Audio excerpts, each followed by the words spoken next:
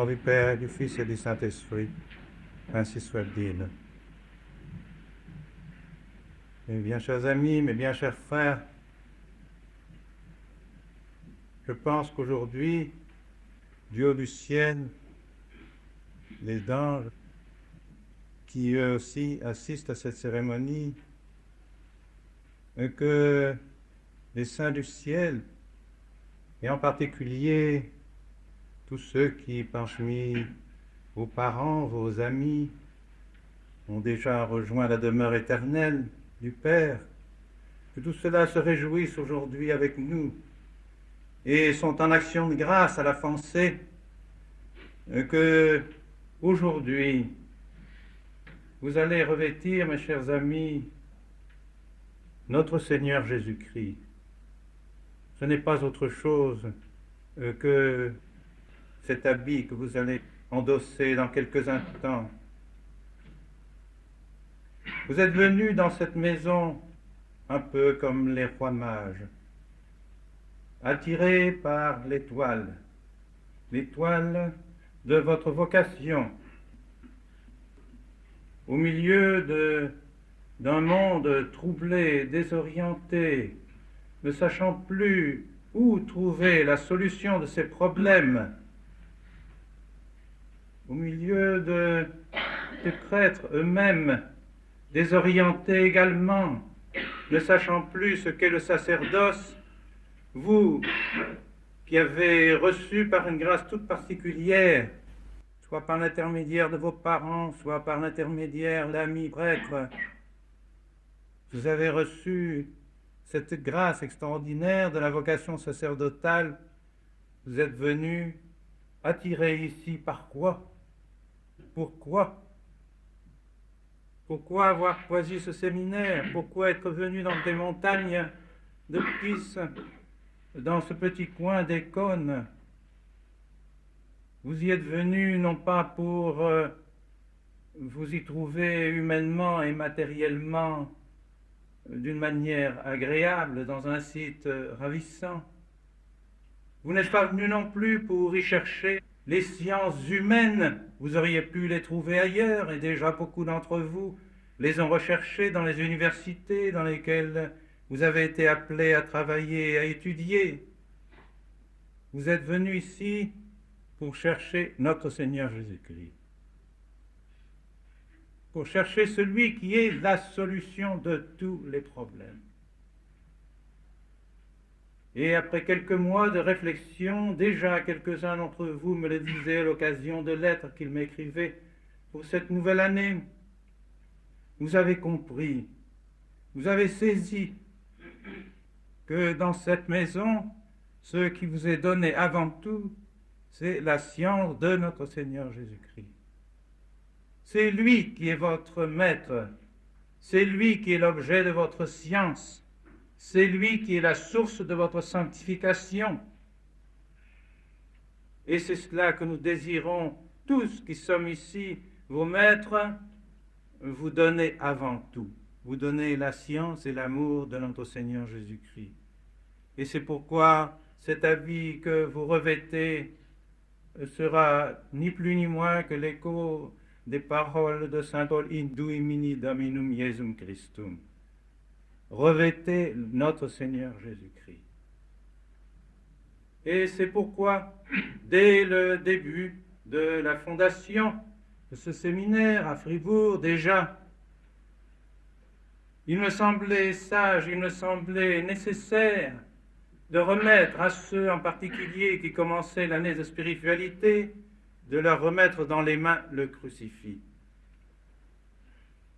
afin que, durant toute cette année de méditation, durant toute cette année de réflexion sur leur vocation, ils trouvent dans le crucifix la solution de tous leurs problèmes. Et la fermeté dans leur vocation, la fermeté dans leur foi, la raison de tout ce que nous leur demanderons au cours de cette année et au cours des années qui suivront. Suivre notre Seigneur Jésus-Christ, l'imiter, le revêtir n'est pas une petite chose. Et surtout en notre monde moderne, et surtout à l'époque actuelle, Mes chers amis, le temps est le temps des héros. Au moment où tout semble disparaître dans la structure de la société et même dans la structure de l'Église, le moment n'est pas aux âmes tièdes, aux âmes qui s'abandonnent aux troubles ou aux doutes qui circulent à travers le monde, même sur la divinité de notre Seigneur Jésus-Christ, et cela à travers même l'Église catholique. Le moment est à ceux qui croient à notre Seigneur Jésus-Christ, qui croient que notre Seigneur Jésus-Christ, par sa croix, a donné la solution de tous les problèmes de notre vie, problèmes personnels. Vous l'avez médité pendant la retraite, la si bonne retraite qui vous a été donnée par le Père Mariel, le Père Rivière. Vous avez compris qu'il fallait vous convertir, qu'il fallait faire pénitence, comme notre Seigneur Jésus-Christ nous en donne l'exemple sur la croix, mais vous avez compris qu'il fallait le faire par amour, par charité, par amour de Dieu, par amour des âmes, par amour de votre propre âme. Car la croix de notre Seigneur Jésus-Christ est une croix qui respire l'amour. C'est l'office de notre âme des sept douleurs qui le dit explicitement dans sa belle liturgie. Dilectus meus rubicundus, candidus, totus desiderabilis, omnis figura eius amorem spirat. Mon bien-aimé, et ceci est mis sur les lèvres de la très sainte Vierge, mon bien-aimé est tout resplendissant de blancheur, candidus, rubicundus, couvert de sang, rouge de son sang, totus desiderabilis. Et il nous attire, il est pour nous l'objet d'un désir immense et d'un amour immense. Omnis eius figura amorem spirat.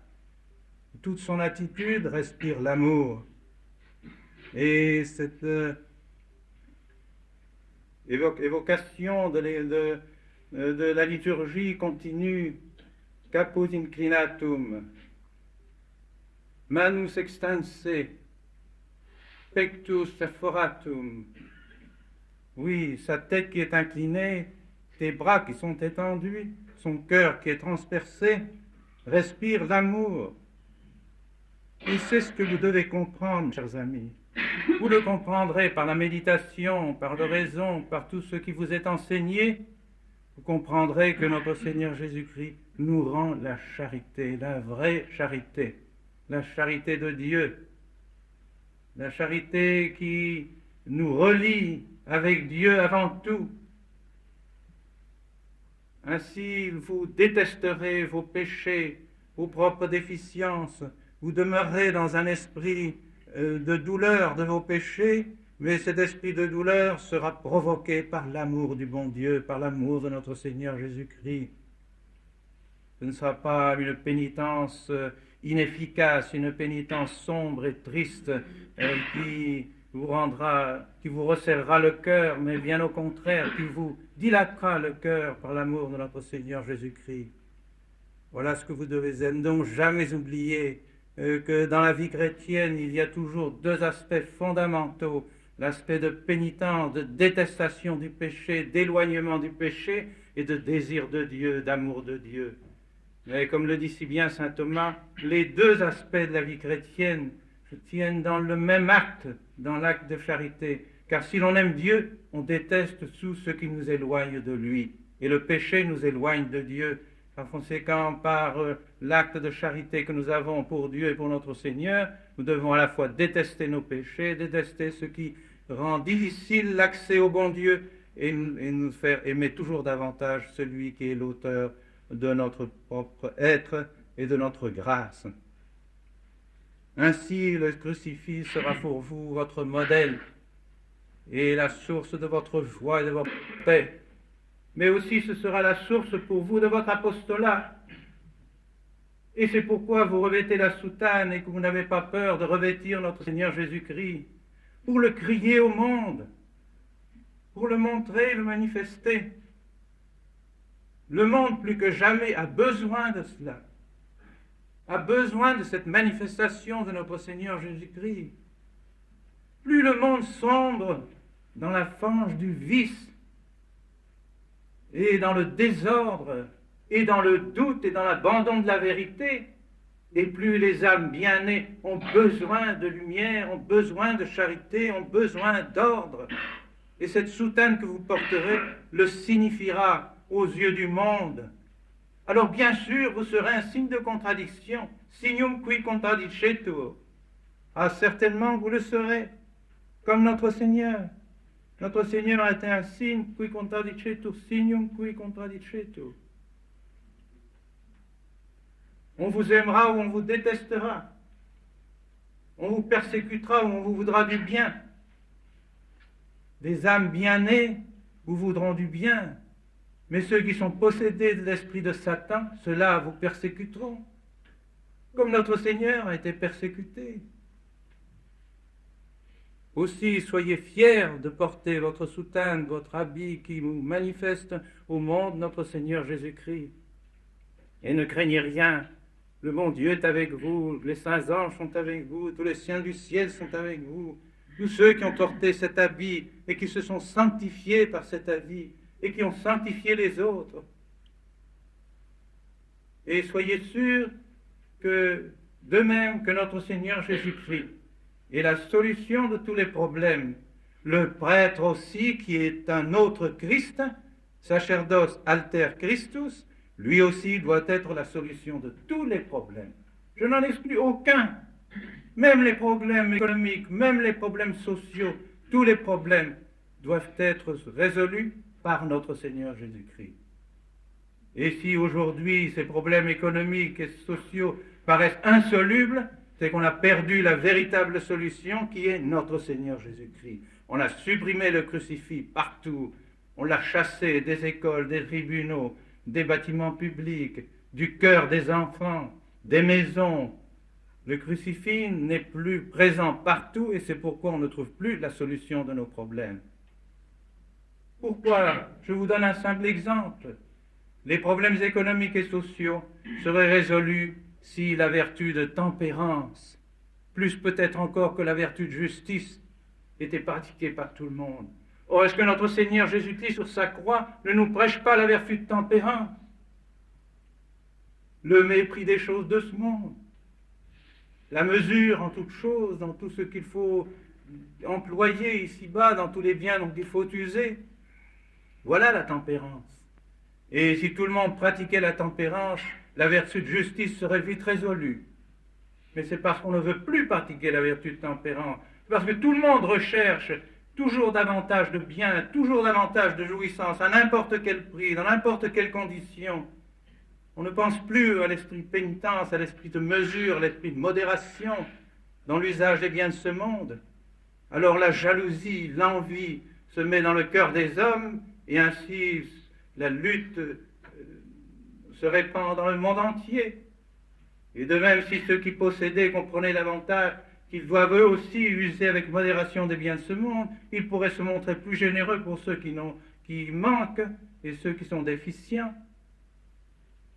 Voyez-vous, c'est un exemple qui vous montre combien notre Seigneur Jésus-Christ, par l'exemple de sa croix, par l'exemple du sang qu'il a répandu, peut être et doit être la source de tous les problèmes ici-bas. Eh bien, vous serez le prédicateur de notre Seigneur Jésus-Christ. Vous apporterez la vraie et la véritable solution de tous les problèmes de ce monde. Mais pour ça, demeurez prêtre, demeurez prêtre. N'abandonnez pas ce qui fait de vous un prêtre. Certes, vous ne l'êtes pas encore, vous faites un premier pas qui manifeste votre désir de le devenir. Mais je souhaite de tout mon cœur que vous y parveniez, et déjà le monde vous jugera comme tel. Portant la soutane, désormais le monde vous jugera comme si vous étiez prêtre. Alors tenez à vous conduire comme si vous l'étiez déjà, par votre exemple, par votre tenue, par votre attitude, par votre charité, par votre bonté, par votre sagesse. Soyez déjà ceux qui apportent des solutions autour de vous. Et ainsi, l'honneur de Dieu sera Ainsi la gloire de Dieu sera répandue dans le monde, et ainsi les âmes se convertiront vers notre Seigneur Jésus-Christ. Voilà, mes chers amis, ce que cette cérémonie que nous allons faire dans quelques instants pour vous va signifier. Et j'espère que vous la comprendrez, que vous la garderez, que vous en serez toujours et toujours plus convaincus, afin que vous soyez vraiment la lumière du monde. Nous nous demanderons aujourd'hui particulièrement, en ce jour de l'Épiphanie, comme les rois mages qui sont venus demander la lumière de l'enfant Jésus, ils l'ont trouvé entouré de Marie et de Joseph. Nous demanderons à Marie et à Joseph de vous convaincre de ces sentiments que j'ai essayé d'évoquer ce matin, afin qu'ils demeurent en vous. Et je suis persuadé qu'à votre demande et à la demande de tous vos parents, de tous ceux qui sont ici présents, de tous ceux qui vous aiment et qui vous suivent avec tant d'affection, que les grâces de notre Seigneur seront abondantes aujourd'hui sur vous. Au nom du Père et du Fils et du Saint-Esprit, ainsi soit.